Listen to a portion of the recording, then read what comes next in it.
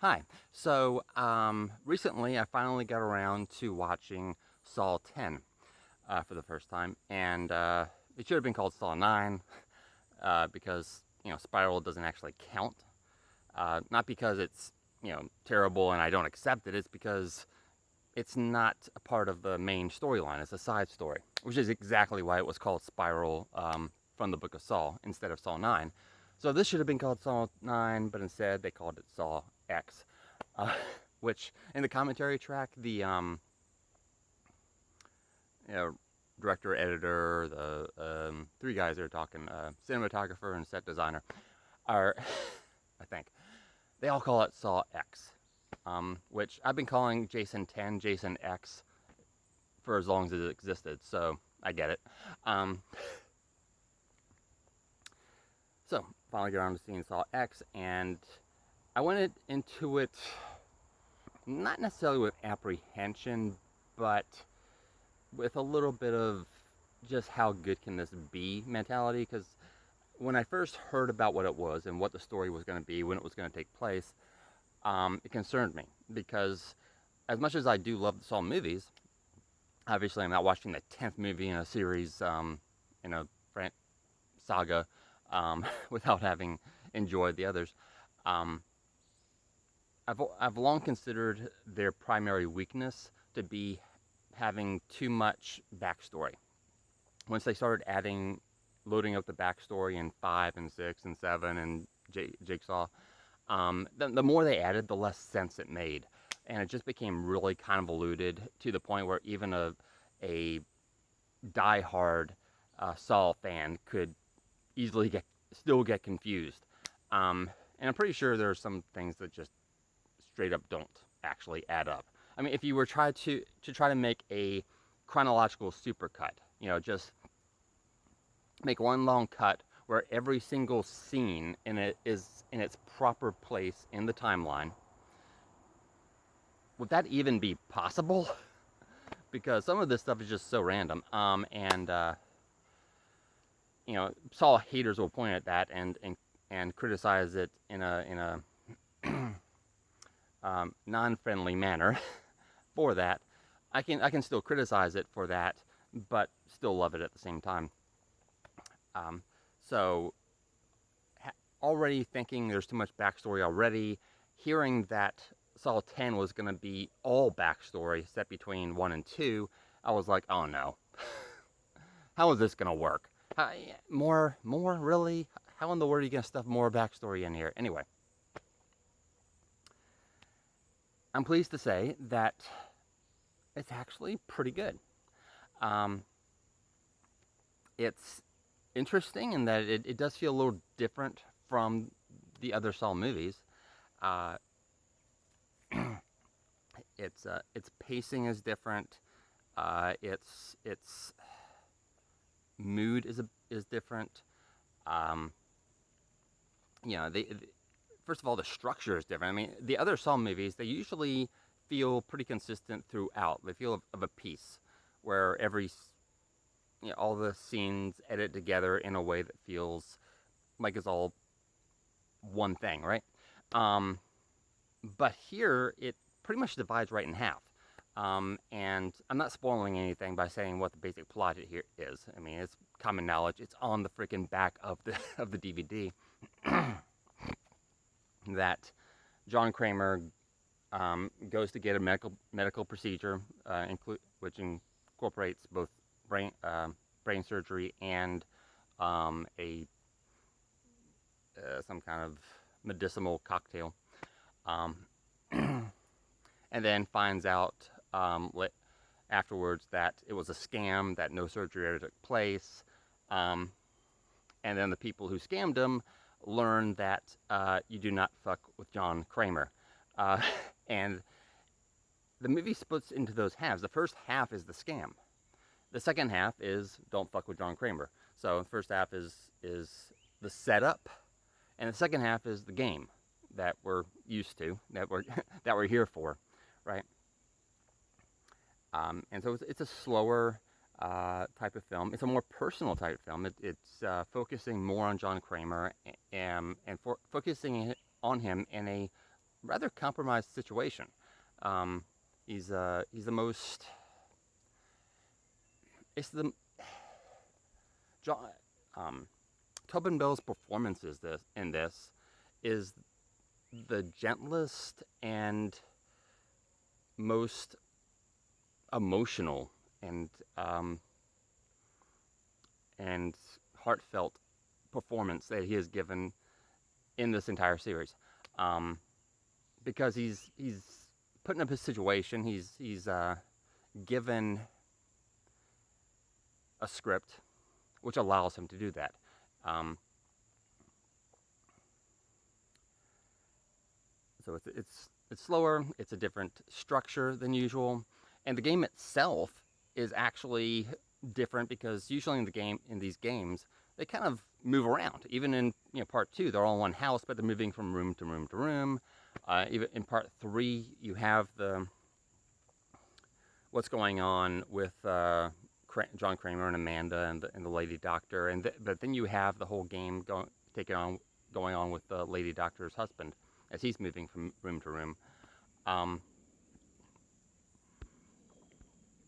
so it has some, a feeling of scope, right? And same with Saw 4. You have the dang it, what was the guy's name? Uh, anyway, he's moving around a lot in his game, so there's always this sense of scope. Whereas in this, they're all just stuck in one room.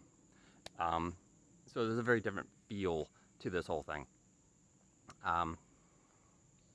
And also, the traps themselves are. I felt this with Spiral already, that you're getting kind of a law of diminishing returns here, because there are only so many parts of the human body, only so many bones, only so many organs, only so many whatever, and there are only so many ways of doing damage to those parts, and that's what the traps are about, right? So, so with Spiral and with this one, I did somehow I got the sense of I've already been here. We've already done this, basically, which brings it back to what has always made the Saw series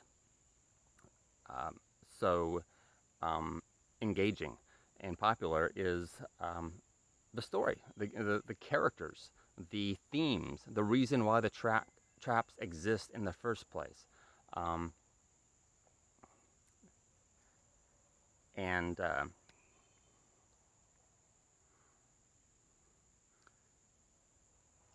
this movie does definitely supply that, being very focused on the characters of Jigsaw and Amanda.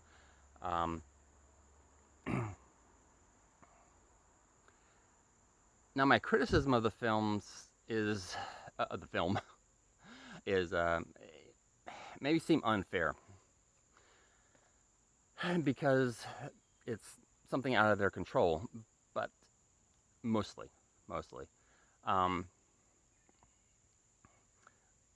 But the main problem with it is that this is supposed to take place, between 1 and 2, which the first one came out in 2004, the second one came out in 2005. So this is supposed to take place 18 or 19 years earlier than it's actually being performed. And Tobin Bell and Shawnee Smith,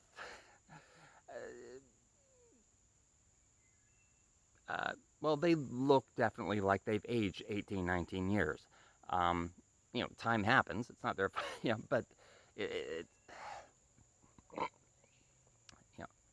Tobin Bell looks, significantly older. He looks a lot more lines in his face, looks more tired, which does, in part help the movie, because it does help sell the fact that, or sell the idea that Jigsaw is ill, and dying and in need of assistance. But it also kind of clashes with how the fans already know him from that time period. You know, this is not the same dude who was so, while he's hooked up to like an IV machine or whatever, and just eating cereal in Saw 2, there's still a vigor and a power behind his performance. And this isn't that guy. This isn't the guy who said, "Oh yes, there will be blood." This isn't that same powerful personality there. And that kind of almost not quite aloof personality. But it's a little bit of a stricter personality that he had earlier in the series, and this one is a bit more sentimental, and he just looks different. So that in my head was clashing the whole time. Like, okay, I like the performance he's giving. I like the way it's written, but at the same time, there's part of my brain that's like, this doesn't match up. And then with Shawnee Smith, she gives a great performance.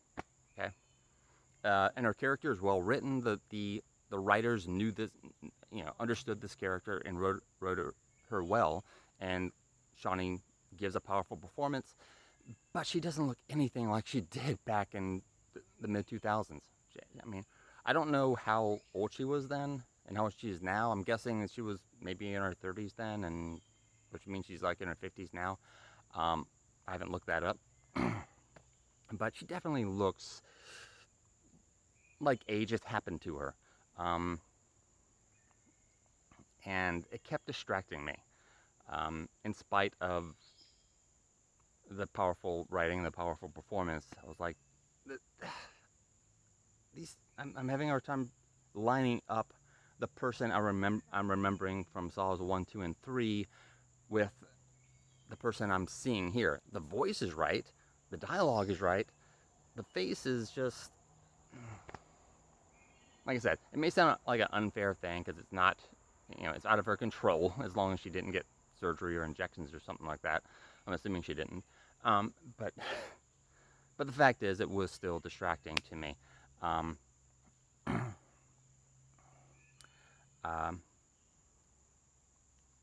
Might be a petty complaint, but other than that, other than the characters looking, like they made the movie now instead of in 2005, and the John Kramer character being a bit gentler, it is still pretty good. And the ending to it was interesting because it was a different type of Saw ending at first. Usually, we know how Saw ends. We know that it's one of the subjects in a play realizing they're screwed. The Saw music plays, game over, end credits, right? And and the final scene of this film is more of a